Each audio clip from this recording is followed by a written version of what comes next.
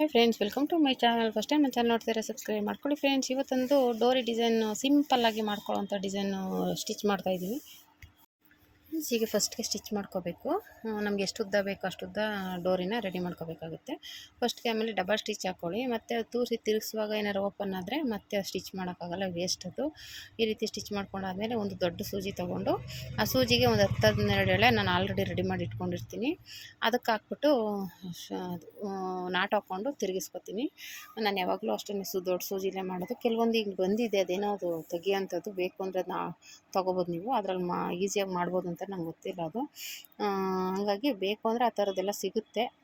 Tailoring ಶಾಪಲ್ಲಿ ತೊಗೊಳ್ಳಿ. ನಾನು ಈ ಥರ ಸೂಜಿಲೇ ಮಾಡೋದು ನೋಡಿ. ಈ ರೀತಿ ಇವಾಗ ಈ ರೀತಿ ಮಾಡಿಕೊಂಡು ಉಲ್ಟಾ ತಿರುಗಿಸ್ಕೊಳ್ಳೋದು. ಈ ಥರ ಮಿಷಿನ್ದು ಒಂದು ಕಡ್ಡಿ ಇದೆಯಲ್ಲ, ದಾರ ಸಿಗಿಸ್ಕೊಳ್ಳೋದು, ಅಲ್ಲಿಗೆ ಅದನ್ನ ಸ್ವಲ್ಪ ನಾಟ್ ಹಾಕ್ಬಿಟ್ಟು ಹಂಗೆ ನೀಟಾಗಿ ಎಳೆದ್ರೆ ಬಂದ್ಬಿಡುತ್ತೆ. ಅದೇನಿಲ್ಲ, ಲೆವೆಲಾಗಿದ್ದರೆ ಸ್ಟಿಚಿಂಗು ಹೆಚ್ಚು ಕಮ್ಮಿ ಏನೂ ಆಗಲ್ಲ, ಬರುತ್ತೆ. ಸ್ಟಿಚಿಂಗ್ ಸ್ವಲ್ಪ ಸಣ್ಣದಾಗಿ ಹಾಕಿದರೆ, ಡೋರಿ ಸಣ್ಣದಾಗಿ ಬರಲಿ ಅಂತ ಹಾಕಿದ್ರೆ ಅದು ಸ್ವಲ್ಪ ತಡೆಯುತ್ತೆ. ನಿಧಾನಕ್ಕೆ ಎಳೆದ್ರೆ ಬಂದ್ಬಿಡುತ್ತೆ, ತೊಂದರೆ ಏನಿಲ್ಲ. ನಾನು ಆಲ್ರೆಡಿ ಇಲ್ಲಿ ಎಳಿತಾ ಇದ್ದೀನಲ್ಲ, ಹಂಗೆ ಎಳೆದ್ರೆ ನೀಟಾಗಿ ಬಂದ್ಬಿಡುತ್ತೆ. ಅಂದರೆ ನಿಧಾನಕ್ಕೆ ಎಳಿಬೇಕು, ಜೋರಾಗಿ ರಫಾಗಿ ಎಳಿಬಾರ್ದು. ಕಟ್ಟಾಗ್ಬಿಟ್ರೆ ಒಳಗೆ ಸಿಗಾಕೊಳ್ಳುತ್ತೆ, ವೇಸ್ಟ್ ಆಗುತ್ತೆ. ಹಾಗಾಗಿ ನೀಟಾಗಿ ಈ ರೀತಿ ಎಳ್ಕೊಂಡ್ರೆ ರೆಡಿ ಆಗುತ್ತೆ ಡೋರಿ. ನೋಡಿ, ಸಿಂಪಲ್ಲಾಗಿ ಮಾಡ್ಕೋಬೋದು. ಇಲ್ಲ ರೆಡಿಮೇಡ್ ಡೋರಿನೂ ಸಿಗುತ್ತೆ, ನೀವು ಅದನ್ನು ಯೂಸ್ ಮಾಡ್ಕೋಬೋದು, ತೊಂದರೆ ಏನಿಲ್ಲ.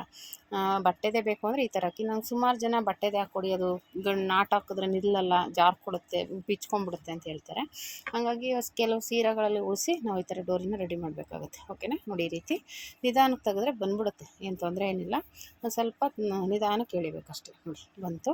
ಈ ರೀತಿ ಡೋರಿ ರೆಡಿ ಮಾಡ್ಕೊಂಡಾದ್ಮೇಲೆ ಅದಕ್ಕೆ ಸಿಂಪಲ್ಲಾಗಿ ಮಾಡುವಂಥದ್ದು ಇದೆ. ಇವಾಗ ಸ್ವಲ್ಪ ರಿಸ್ಕ್ ತೊಗೊಂಡು ಮಾಡುವಂಥದ್ದೇನಲ್ಲ, ಸಿಂಪಲ್ಲಾಗಿ ಈ ಥರ ಡೋರಿ ರೆಡಿ ಆದಮೇಲೆ ಅದು ಕೆಳಗಡೆ ಗೊಂಡೆ ಬೇಕಲ್ವ, ಅದು 2 ಲೇಯರಲ್ಲಿ ಕೊಡೋಣ ಅಂದ್ಬಿಟ್ಟು ರೆಡಿ ಮಾಡ್ತಾಯಿದ್ದೀನಿ.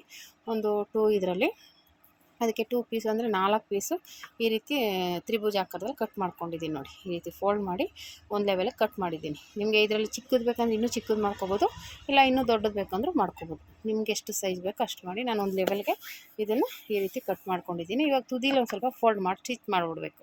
ಅದಕ್ಕೆ ಬೇಕಾದ್ರೆ ನೀವು ಲೇಸ್ ಕೊಟ್ಕೋಬೋದು, ಏನೇನೋ ಇದೆ. ಅದು ಸದ್ಯಕ್ಕೆ ನಾನು ಇದಕ್ಕೆ ಮ್ಯಾಚಿಂಗ್ ಏನೂ ಆಗೋಲ್ಲ ಲೇಸ್ ಕೊಟ್ಟರೆ ಅಂದ್ಬಿಟ್ಟು ಸುಮ್ಮನೆ ಹಂಗೆ ಫೋಲ್ಡ್ ಮಾಡಿ ಸ್ಟಿಚ್ ಮಾಡ್ತಾಯಿದ್ದೀನಿ. ಈ ಬ್ಲೌಸ್ಗೆ ಇಷ್ಟು ಮಾಡಿದ್ರೆ ಸಾಕು, ಲೇಸ್ ಏನೂ ಕೊಡಲಿಲ್ಲ ಅದಕ್ಕೆ ಅಂದ್ಬಿಟ್ಟು ಸಿಂಪಲಾಗಿ ಈ ರೀತಿ ಮಾಡ್ತಾಯಿದ್ದೀನಿ.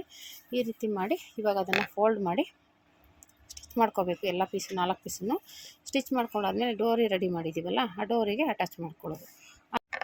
ಈ ರೀತಿ ರೆಡಿ ಮಾಡ್ಕೊಂಡಾದ್ಮೇಲೆ ಡೋರ್ ಇಟ್ಕೊಂಡು ಸ್ಟಿಚ್ ಮಾಡ್ಕೊಳ್ಳೋದು. ತುಂಬ ಈಸಿ, ಏನು ರಿಸ್ಕೇ ಇಲ್ಲ, ಸಿಂಪಲ್ಲಾಗಿ ಮಾಡ್ಕೋಬೋದು.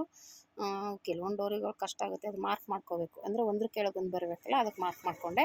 ಯಾಕೆಂದರೆ ಒಂಚೂರು ದೂರ ಆಗಿರೋ ಆದರೆ ಒಬ್ಬರು ಇಷ್ಟಪಡಲ್ಲ. ಎಲ್ಲರೂ ಒಂದ್ರ ಕೆಳಗೊಂದು ನೀಟಾಗಿ ಕೂತ್ಕೋಬೇಕು ಅಂತಲೇ ಆಸೆ ಪಡ್ತಾರೆ. ಸ್ವಲ್ಪ ದೂರ ಆದರೂ ಗ್ಯಾಪ್ ಕೊಡಬೇಡಿ ಅಂತಾರೆ. ಸುಮಾರು ಕಸ್ಟಮರ್ ಆಗಿ ಹೇಳಿರೋದ್ರಿಂದ ಸ್ವಲ್ಪ ಗ್ಯಾಪ್ ಕೊಡ್ದೇ ಅದರೊಳಗೆ ಅಟ್ಯಾಚ್ ಆಗಬೇಕು. ಆ ರೀತಿ ಸ್ಟಿಚ್ ಮಾಡ್ಕೋಬೇಕು. ಅದನ್ನ ಸ್ವಲ್ಪ ಮೇಲೆ ಮಾಡ್ಕೊಳ್ಳಿ, ಏನು ಪ್ರಾಬ್ಲಮ್ ಇಲ್ಲ. ಆಗ ಒಂದ್ರ ಕೆಳಗೊಂದು ನೀಟಾಗಿರುತ್ತೆ. 2 ಹಾಕಿರೋದ್ರಿಂದ ಸಾಕು. 3-4 ಹಾಕಿದ್ರೆ ಒಂದು ಲೆವೆಲಿಗೆ ನೋಡ್ಕೋಬೇಕು. ನೋಡಿ, ಈ ರೀತಿ ರೆಡಿ ಆಯಿತು ಡೋರಿ. ಸಿಂಪಲ್ಲಾಗಿ ಮಾಡ್ಕೋಬೋದು. ಟ್ರೈ ಮಾಡಿ ಫ್ರೆಂಡ್ಸ್, ಹೇಗೆ ಬಂತು ಅಂತ ಕಮೆಂಟ್ ಮಾಡಿ. Thank you for watching friends.